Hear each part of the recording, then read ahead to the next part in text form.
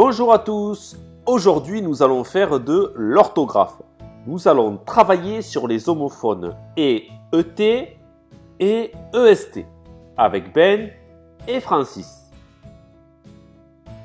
Regarde, tu peux voir Ben et un ballon. On écrit Ben et un ballon. Le E s'écrit ET. Ça veut dire qu'il y a Ben et puis le ballon. Attention, il va y avoir un petit changement. Le E s'écrit maintenant EST. On entend toujours pareil, mais les deux E ne s'écrivent pas pareil. On dit que ce sont des homophones.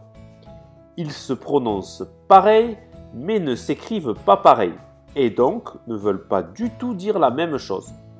Si tu écris EST, c'est le verbe être. Ça veut dire que c'est Ben qui est le ballon. On peut y taper dedans pour jouer au foot. Tu vois que c'est très important de ne pas mélanger les deux façons d'écrire « et ». Cette leçon va te servir pour écrire le bon « et ». Commençons avec le « et » ET. C'est un mot invariable, c'est-à-dire qu'il s'écrira toujours comme ça. Il sert à unir deux noms, deux verbes, deux adjectifs, etc. On dit que c'est un mot de liaison. Francis va te donner une astuce. Tu peux le remplacer par « et puis ». Un exemple pour mieux comprendre. On voit Ben et un ballon. Regarde le « et ». Tu peux le remplacer par « et puis ». On voit Ben et puis un ballon. Donc le « et » s'écrit « ET ». Tu remarqueras qu'ici, le « et » relie deux noms. Ben, qui est un nom propre, et ballon, qui est un nom commun. Maintenant, intéressons-nous au « et EST ». Tu l'as peut-être reconnu, c'est le verbe « être » conjugué à la troisième personne du singulier. Francis va te donner une astuce pour le reconnaître. Il va falloir que tu retiennes cette astuce, c'est très important.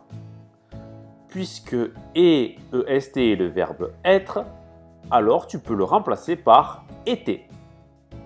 C'est le même verbe, mais à l'imparfait. Regardons un exemple. Ben est un sportif.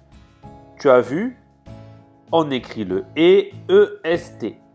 On peut le remplacer par était. Ben était un sportif. Résumons ce que tu dois impérativement retenir. Tu peux remplacer le ET par et puis. Tu peux remplacer le EST par était.